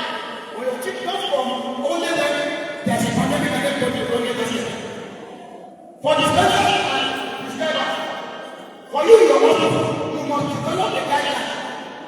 But when you are getting a hospital, when you are writing about it, I have two people that are treating diabetes, say diabetes disorder, not completely not low, and then there's a information by the side. What is it hospital for writing their about it? You have to put it down in your case code. You said you don't have diabetes, you have to treatment for diabetes, except you have diabetes to look effect on you, and say, okay, this person has, that is justification. just want to write antibiotics. That is the bad practice. So, in the facility, develop a guideline. What are the first line antibiotics for this kind of infection before the laboratory results come back? So, the only thing on the facility to do that. For the pharmacist, you don't dispense antibiotics except there is a prescription. Why did somebody come to your house and say, I want to have antibiotics? And there is no prescription. Where do you brought it out? Or I want to buy my design. Or I want to buy my open. It's as I've seen antibiotics. How do you want to use this kind of antibiotics? So if the pharmacist sees this kind of thing, somebody will come to you and say, I'm a doctor, so what? Go and bring your prescription. That is what they say. It's a behavior thing. That's why we use scientists in our response. Because people don't do what they say they do. Pharmaceutical companies are also not better. Some of them are inducing people to be like antibiotics. They come to you, they give you some few things and say, God, they prescribe antibiotics. That practice is stop. Let them bring evidence for why you should prepare them. And then many of their companies that is charging effluent into the environment. Effluent that contains antimicrobial resins. And that is also creating a lot of pressures in the environment for emergence of resistance. Okay, so these are behavior that is stop. People are using antibiotics in agriculture of fish, pisciculture. Just put antibiotics all over the place there. If a lot of us are running animals, we are running meat, we are doing fishing, but what are we doing? We are pouring antibiotics there. That's the mistake of antibiotics. They don't even, why don't you take care of the fish very well? Why don't you do good hygiene? Why don't you separate sick animals from those that are not sick? These are things that you should observe, but strict measure, rather than pouring antibiotics everywhere. This action has led us to where we are. And if we continue this way, I'm sorry, we may be heading on to do. Government, I talk about government. Tell your local government, your politician, they can't provide good water for people. Water supply and hygiene facility. Because when they are facility, you will not use it. But when they are facility and it's very close to their place, they can use it. Then your behavior, our message, we sink into them. But you can do that, politicians. That's what they are there for. It's not for them to go from here and collect money and go. So the second response, I'm going to move fast. Surveillance. Surveillance is very important because, like I said, we have to gather data. We have to collect data. We have to analyze data. We have to use data to inform action. If we don't have data, we cannot inform change. You can't tell me this is what is not measured cannot be improved upon. So data collection is a strong strategy that will tell us whether our intervention is working or not. Where are we? What is the level? Is the level going down? Is the level going up? We will know by the actions that we have, by the data that we have. So when people don't collect data or they collect data and don't use data for action, then surveillance is useless. So for surveillance, we need to track changes in Nigeria and patient population and pick up any unusual resistance before they begin to spread either the facility or inhalation or even globally, like happening for COVID-19. Okay, so that's very important. And then there also is what to do and then use this data to improve patient management and also to improve what we are doing, our intervention that we are putting in the hospital. And the people are developing a lot of tools. We don't need to reinvent the wheel. At least I know for the human health sector, a lot of tools are developed. What we need to use to use the tool to get and use it for our own use in our own locality. Okay, so you can see this are various tools that have been developed by the people. People sat down to do this. So you have tools that have been used for routine data collection. So there are not one that is focused on a particular section, either economics, or social surveillance. And then you have that one that is subject and special study that you will need to carry out. And that's where we are involved as academics. We need to carry out those work in the national control. We are able to do 3 of these. Okay, we are able to do 3 of these. Particularly the last area now, we are able to do the point request survey, and we are able to do the fungi. And the fungi survey that we are able to do was courtesy of the College of Medicine in North of Lagos. The fungi laboratory here, which is a national record, is headed by one lady, one professor in the University of Lagos, Rita Professor. I call her a one-woman rights law. Through our effort in the country, we are able to generate data on fungi, and today, our lab is the one that is reporting to class through opportunity SCC, but she's done a fantastic job. She set up the medical technology society of Nigeria, both in Africa. She's sitting on the paper, committees on Sunday, and the lady from Nigeria. Okay, so Nigeria is also relevant, and the ladies, I give kudos to the ladies because they are not pragmatic as far as Nigeria is concerned. Okay, so there are many ladies that are also working along the sector. We are working along the sector, the human, the animal, and the environment. And one of what we are doing is what we want AAM for them. We just completed one in Ife, OATS Ife, where we look at data from animal, from the human, animal, and the environment, and we look at the relationship. So that is the AMR formula, looking at an indicated outcome. So that's exactly what I'm doing. In the NAP 2.0, we're going to do all this glass AMC, antimicrobial consumption, and pharmacies. We're going to do glass AR because we will now have genomic sequencing. Because we need data, genomic data, which is lacking, particularly global south. See, global south, these are the global north. There's a lot of disparity. We don't have enough data. So we are commissioned by the NCDC, is supported by MSA, to be able to do genomic surveillance in Nigeria. And of course, we have the glass methodology to estimate the body. Like I told you, I'm very much involved in this glass area. The only one that I'm working with is the gonococcal surveillance. And like I said, gonococcal surveillance, one of the problems we have is the fact that we cannot do surveillance because syndromic management of STDs, which was promoted by WHO, was supposed to be limited to primary healthcare, primary secondary healthcare, not at tertiary healthcare. Tertiary healthcare has special treatment clinics where they will be able to isolate the organism, they will be able to do suspecting isolation pattern, and not be trained over the years. But if you treat everybody syndromically, you will not have the public of getting healthcare laboratory and collapse because they don't have financial with them. So this is an error that we have made, okay? Which we cannot, we don't know what is going on with global. So the drug they are using now, we don't know where the drug we have lost potency because we cannot get it off this, we can't isolate them again. So I'm appealing to community family Christian. Send your patient to STI clinic. Don't keep them at home. Let them get us take something for you. That was why STI clinic was created all that more in the 1970s. But that approach, you cannot keep a fly in spectrum. Because one of the people, you just throw everybody out. And you didn't remember that you need the STI clinic to help you in your syndromic management, to guide you whether the antibiotic you are using for your syndromic management is expired or not. So I'm not going to use this again. Because you can't get enough data on this in Nigeria. So we have to be able to do a lot of things. Like I said, these are some of our priority factors that are surveyed in the NAP 1.0. We are able to report the class in 2018-2019. These are one of the class reports. They are available online. Anybody can Google them. It's not perfect. No country has a perfect you have to keep on trying and getting better and better. Okay? Another sector that we could do, which we are doing in our own sector, is to survey prescribing habits. That's also a surveillance. We want to gather information on how you are prescribing, how you are making your money, and patient care. And one of the data to do that is global bank prevention, GPPS.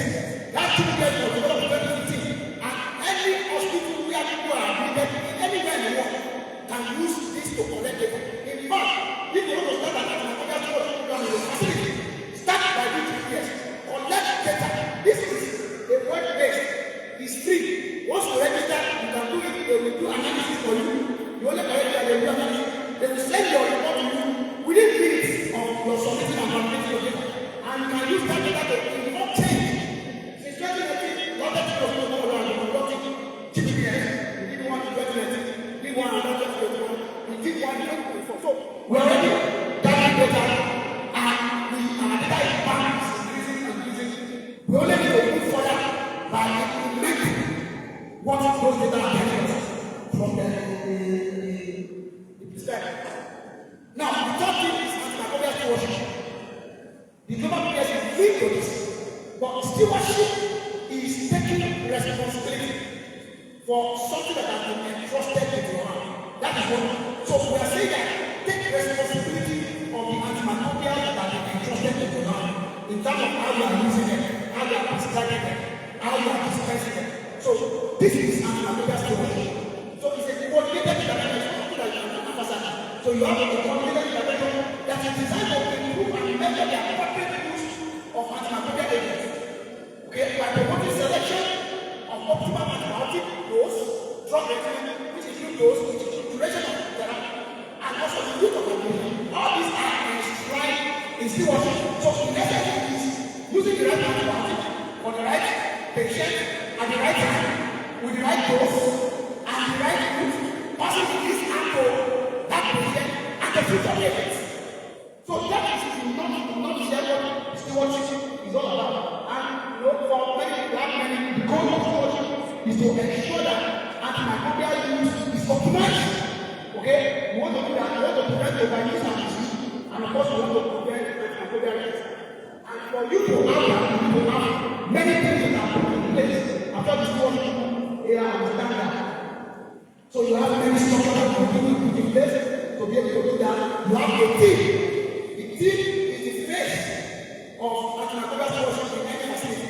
And this can be done in any facility, whether tertiary care facility, secondary care facility, primary care facility. Antimicrobial stewardship is very, very important. So many interventions started with a plan and done, and then intervention done.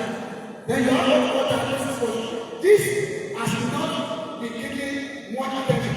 But it's very important if you are able to get diagnosis of the time for the right patient, the right person, the right patient, and the right time, then you will be able to use antimicrobial carefully and appropriately. Unfortunately, we have a lot of issues with diagnosis question. One is knowledge. People don't know who to start on the building. Okay, that's one. Two is that the capacity of our laboratory is tiny, particularly our diagnostic laboratory. Many of our people are not well supported by the management. And I was so resident, the management doesn't do eyes into the lab. Lab has still new money. If you don't give them the CM, if you put attention, because you're going to do an investment, make a gamble and see whether you're going to do it. I'm not saying this is better on clinical, but I can tell you, many of the laboratory resources, what you get, and what you are using to solve up some of the clinical, something like that. What of them are not at the moment? I was speaking to Professor Wanya Kisana when we were in the show. And if he needs someone in the lab, he was one that supported the lab that made us get at the field and the lab at that time. Because if you give so much in the lab, when you spend an hour, what can you spend money in the lab? And that comes from management. You don't spend enough in the lab. You spend enough in the lab, you're going to get your job back. And you are going to be better with your patients. Don't like that about your patient and say they don't have money. They have money. If people are sick, they don't like you, they don't like you, they don't like you for many and they're going to work for you. Let them it is a change of behavior. People should spend money on their health. Health is wealth.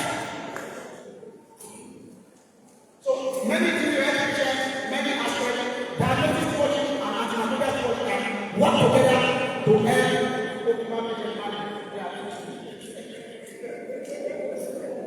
Okay, so when we talk about the implementation of AMR and AMS, we look at many areas where stuff is done. For example, in National 1.0, they have implemented, they have at least tried as much as possible to support center to be able to implement antimicrobial stewardship. At our own society level, my scientists is thinking about biology and infectious diseases of Nigeria. At least in our own little way, we are able to work to be able to produce a manual of antimicrobial stewardship, which is available online and can help any facility at all, whether tertiary, secondary, or primary, to start antimicrobial stewardship in a way that we were suited. Because sometimes people want to do your development. By the time you carry development, something that I want to make it, where do you start from? You get to the address to that. But the government will do that of make on local evidence and step by step, and we can start stewardship. Okay? And so these are the two people that are responsible, the president of the meeting and the vice president. Their center has been modeled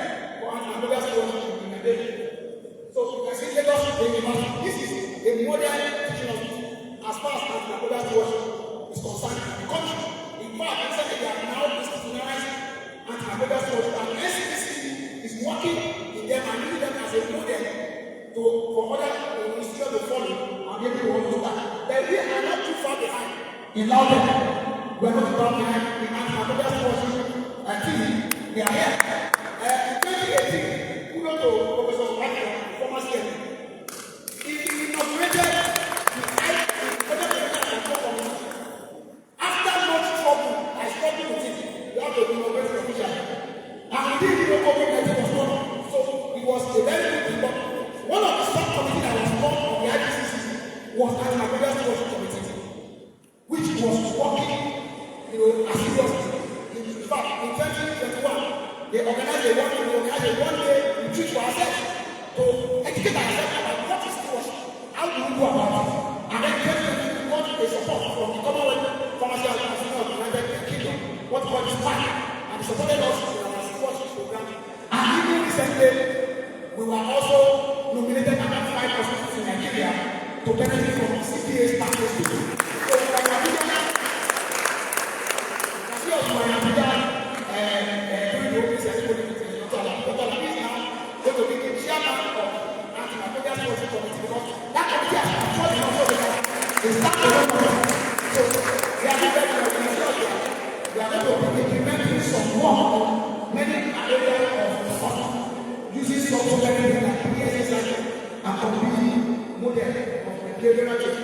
IPC and IT, that's the first strategy. IPC is very important. I told you before.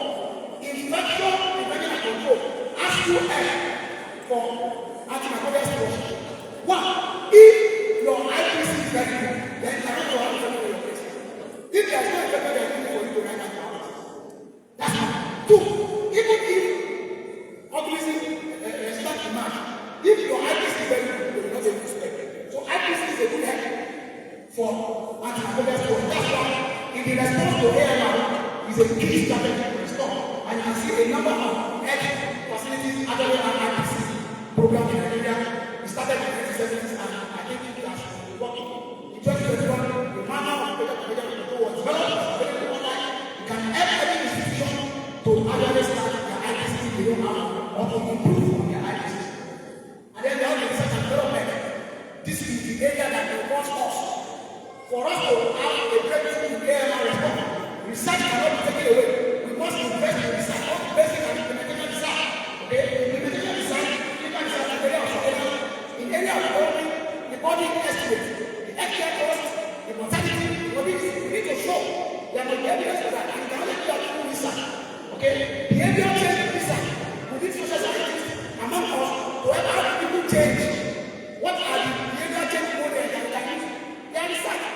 So we need behavioral scientists to come and tell us.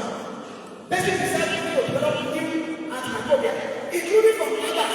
We need to go beyond those things and talking about what are the active ingredients move away from this one that are used. We need to move to what are the active ingredients. Can we process them? Can we get them out? And can we now protect them and market them for our own? Okay, and we have many researchers to do that. We have Nigerian School of Medical Research. They are sleeping. I don't know what they are doing. So much as far as they are concerned, they wanted to come over there and consider. Nigeria is not pharmaceutical research and development. Nigeria Medical Research Institute, then down to the University of academia. And that's what has brought me here. What brought me to NCDC when they did a stakeholder mapping was to the academia that I was invited to the National Technical Working Group and NCDC. So, we have the Vice Chancellor of the last year. We were in Abuja last year. So, get something that we want good financial data practices certificate standard, which is supposed to put our university in a good light, so that our TV scientists will become highly visible, more visible than we are now, and we can access grants. So, when we are not accessing universities who are represented, this is what we are, the director of government was there. And so, when we came back, we set up a team to see how we can get certificate. Certificate is different way, gold, silver, gold, platinum, that's no thing. So you can have access to limited form. Particularly for the green and the PhD who is the number one founder of leader research and other research, not only in area, for educated. So we are trying to start from silver level. If we are able to do this, we will be able to get more visible you start with them. If your center has a GLTP certificate, when there's a grant announcement is not made okay. It's a bad number. People tell you, okay, this I know this person. They will be able to search it out, but give this kind of certificate. So I want to know that. It's a good thing that you have to do. So when we look at our stock in Napoli, stock our stock is 44%. That is bad. What is the past mark in Laos? I think it's 40%. Is it 40% or not 40%? It's F. We got F in our Napoli. And when you actually look at it, only IPC got below implementation. So we still have a lot of work to do. That was the internal assessment done by NCCC. And then of course the external assessment shows that we had a problem with control resistance, no action. This was why I was invited by the NCCC and the NSA to develop surveillance strategy for FPRO in the NAP 1 and NAP 2.0. And I've been much involved in that. So what are the challenges? For the response, poor funding. The funding is not adequate. We depend on implementing partners. Our government out now when they are all kind of money. It's only now that Trump has forced this funding thing on this USAID that the government is now trying to. So we don't have enough funding. So the implementing partner has no supporting us. Like the Fleming Fund. The Fleming Fund has been a good support. Yeah. And then it's still low. How do you take it to behavior? Particularly at community level, 80% of our FDR is done at community level. So we believe that antimicrobial prescription is higher at that. So if you don't go back to the community, you are just going to teach water to the masses. Our infrastructure has been built in terms of personnel. Now people who are now getting out of the country, the capacity people is also training today. Tomorrow they are already left. So you have to start training again. It's very important. Okay, our IPC wants security. Laboratory is not adequate in terms of capacity, in terms of quality. So we still need a lot. And people utilize it. People don't use the laboratory obviously for many reasons. But one of them is laboratory higher. The time to release of result is very long. People just can't be looking at the patient while you are waiting for one result from the lab. Okay, and then all you see are multi-sectoral collaboration and continue to see them quick. So now people know what was developed after 6 years was done, and then you have National which is 2024 to 2028, it's a 5 year, and this is a better than the last 6 strategic objectives. So what was started in the number of to the number of as 40 strategic development area, one of the activities and 40 of activities, and these activities are costed. So it's a costed plan with money and evaluation, with key performance indicators, and budget and plan. So the strategic objective, the only one that is added is governance topic, which I know does not in the second. It's very important for our because we have a state. We have a national state for investigating the area of governance structure in their state. So I'm saying already, a lot of states will do that as well. Okay? So you can see the budget. This is the budget breakdown for the implementation over the 5 year period. And so the amount is $77.6 million US dollars. That's about 130 billion naira for that 5 year implementation. So where is that coming from? Government no. What we have so far is Fleming Fund phase 2. And the grant is MSA, International NGO, that's based in the US, but they are not supporting us now. It's doing that. We are expecting global fund. The global fund money is like a no, because you are borrowing money from there. Not like anything. It is what you want to do that you are now borrowing back. Okay, so, and the others, we will look for others. Take from the academia. This academia is the right proposal. I'm telling you that one that fund it with the national research fund. That's one thing that I know that we can do.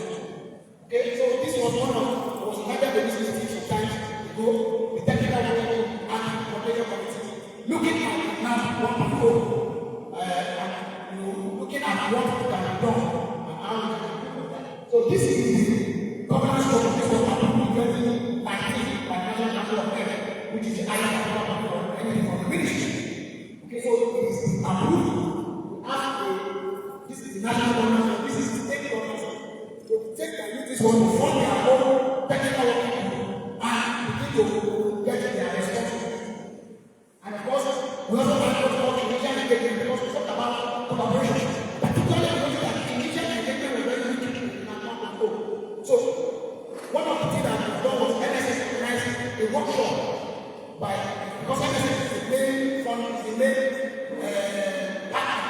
ICC. So they organized it and we had about 50 clinicians who came for that workshop in Lagos. And we had an engagement on diagnostic approach because that includes both the clinical team and the microbiology team. So you have the diagnostic part, which is pre-analytical, analytical, and post-analytical. But our diagnostic was for pre-analytical, which is for the clinician, and post-analytical, which is for the clinician. So we engage them and it was a very useful discussion. A lot of people have discussed by that meeting. So we are supporting it. And then of course, one of the second pillar, I was, like I told you, I developed the protocol for the multi-drug resistant organism surveillance in Nigeria for the 2.0. And other members also developed protocol for genomic surveillance, protocol for fungal surveillance. Okay, so we might be ready to do that. And we finally get protocol at the meeting in Nigeria last year. And then of course, just recently, just before the state of emergency was declared, we are doing training here. And that was, the training is to estimate the AMR plan, which we don't have to get. So I was asked to develop the protocol for that, using the WHO and some other protocols. I was able to develop that. After developing the process, I had to develop the implementation, and it was the master protocol that we are doing that. So we went to training here. These are my teams and I'm working hard to do that. Okay, so future prospect, I want to say sustainability is number one for us to sustain the market. We have to sustain it, and government of nations must take responsibility by funding it. That's what it was sustainable responsibility. The fund dries out. Where do we want to go? Okay, so the government of nations must do that. There must be continued collaborations for the area of sport, multidisciplinary, interdisciplinary, multi-sectoral. Nigeria must fully implement Antimicrobial strategy, and we must monitor that with the key performance indicators. And the government will support the early activities at developing no more antimicrobial, but that will be very important. So we have a correct information company development for us to have a good picture as far as AMR is concerned. So we conclude and say, AMR remains a silent pandemic, and I believe it's an extended threat to mankind. Concerted efforts, action plans are required to combat the global climate challenge. AMR across the partner sector is no longer the partner, it's now the partner sector. Plant sector is now the every nation of the world and every individual there must be involved in the response to avert a highly protected AMR catastrophe.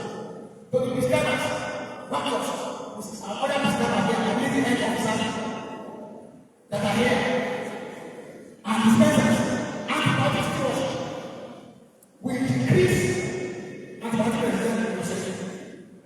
If we decrease infection caused by clostridial disease, if you will give guidance for it, if we decrease healthcare costs, and we increase a good patient outcome, which will be rewarded to air and air to the town of town. Antibiotics save lives. Please save antibiotics from misuse. Today we call an antibiotic guide. I want to appreciate myself.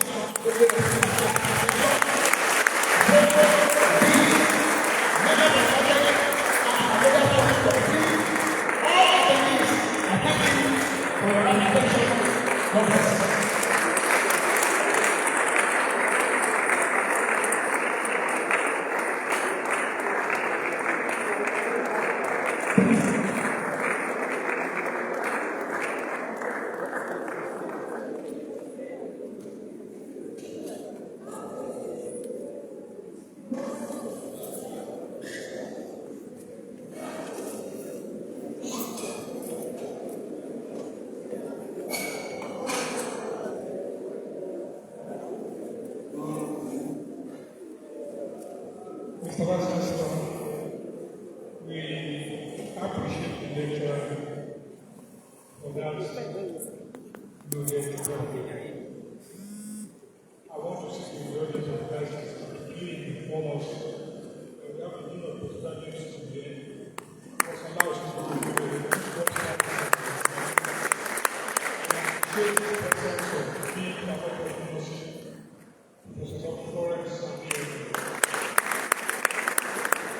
Good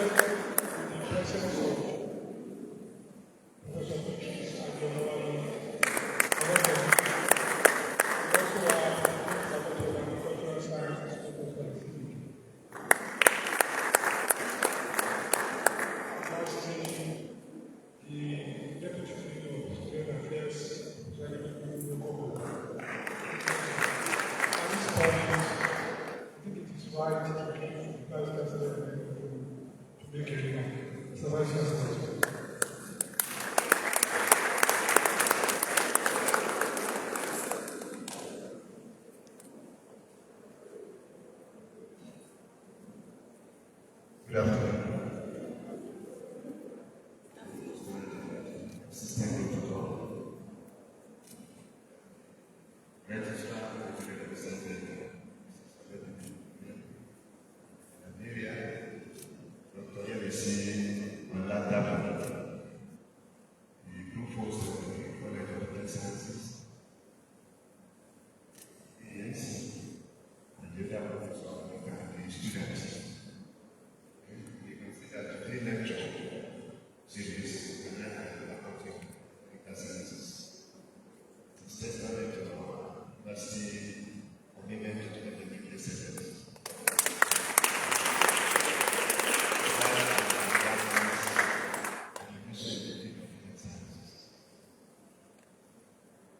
On behalf of my Vice-Chancellor, Professor Sam,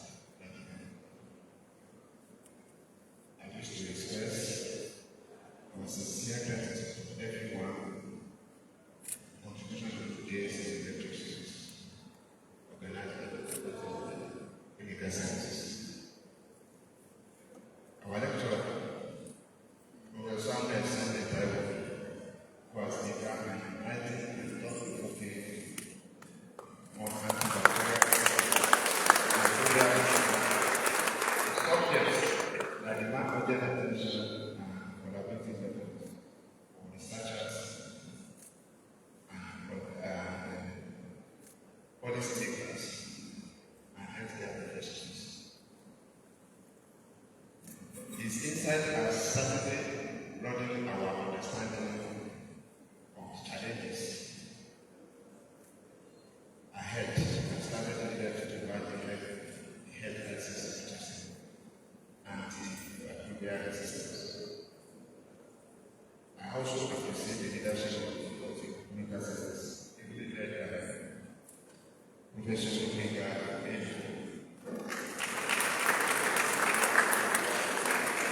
for their dedication to academic excellence and research. Events like this reinforce lateral growth as a hub for knowledge and innovation, and I encourage all the participants in today's lecture to take the learning we have here beyond this course and apply them in our daily activities when they come to our events. On behalf of our Vice-Chancellor, I thank the organizers for their hard work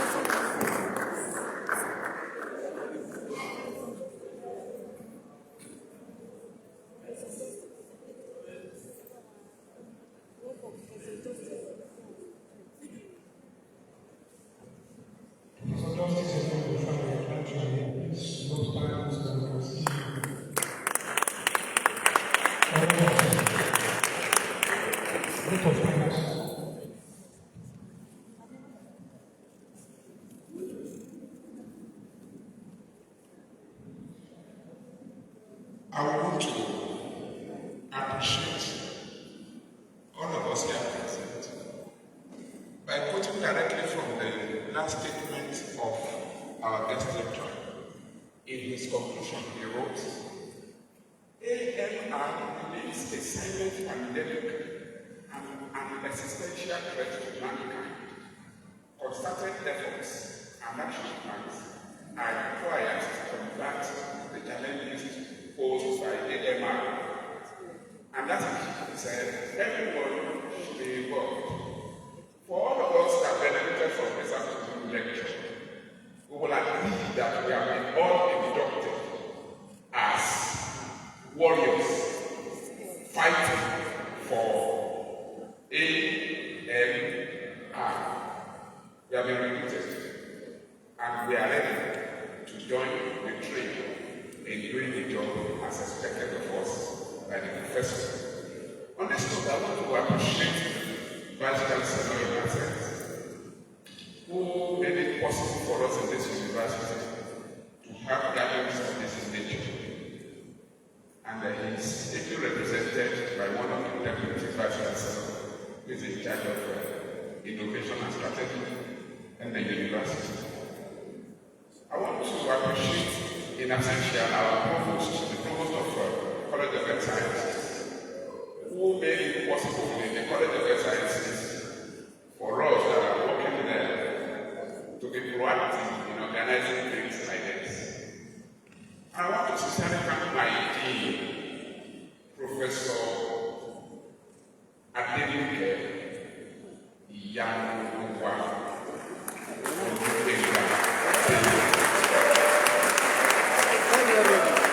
A woman in a man's world, the woman that believes in us and believes in everything around her that can work.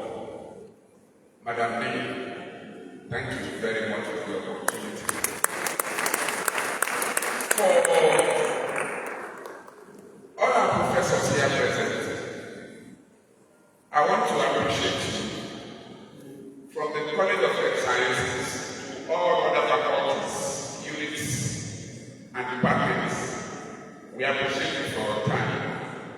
Without your presence, today we would have been this beautiful.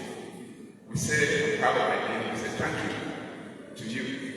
To other members of the academia that are here present, we appreciate you.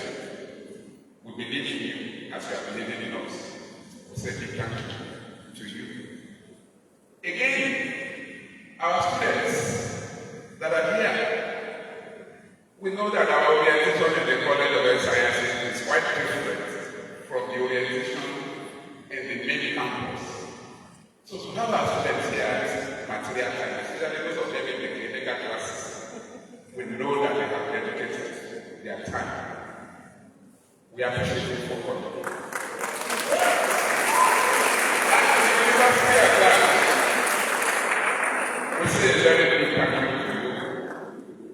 You will observe that while I was observing the protocol, I moved from the angle of the academic, as if I am sidelining myself and my consequences. But the truth is that Egunla no man can you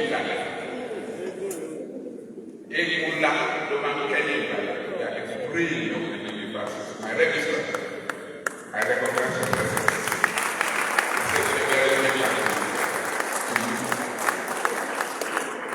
The librarian, we appreciate you for coming. The boss is not here, or I'm sure all of us we can guess why he's not here. To finance the gathering of this nature requires a lot of money. And as a result of that, our guy is calculating the amount of money we are going to do from the surface. So he will get to talk about it. I have the college secretary, my own head,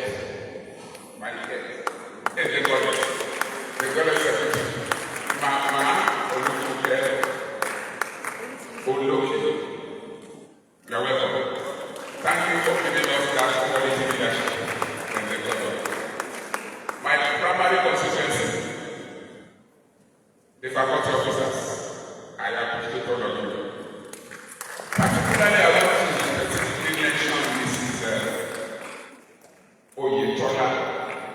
assisting me as my senior in mobilizing my colleagues. Here, I am very grateful. Thank you very much. And now to our presenter. When he was doing the job, he told us that we should clap for women because they are supportive. Because particularly that woman in the Lagos University University. And in one of my private chats with our vice chancellor some years ago, the vice chancellor said, women as mothers have no limitation in fighting to defend their life and the life of their children. So it is understandable if women are leading in a fight against the means of annihilating their children. In this way, our presenters are, we cannot do without appreciating you for packaging this. You started with us from the frontier of academics. By the time you want to end it, you romance a little with the social scientists, and you come back to the medics proper. For you to synthesize all this and put them together as a package for us, and for every one of us, particularly my humble self, to agree that from today, the bottles of my sanitizer will always be in my pocket. I want to say a very big thank you to you. Once again, I sincerely thank everyone here present. Dr. Mrs. Ilori, I sincerely appreciate you for coming. For those of you that contributed into making today a huge success, both in material and financial terms, my yoga said I should say thank you. Once again, on behalf of my team, I say a very big thank you to everyone here. Thank you and God bless you. Mr.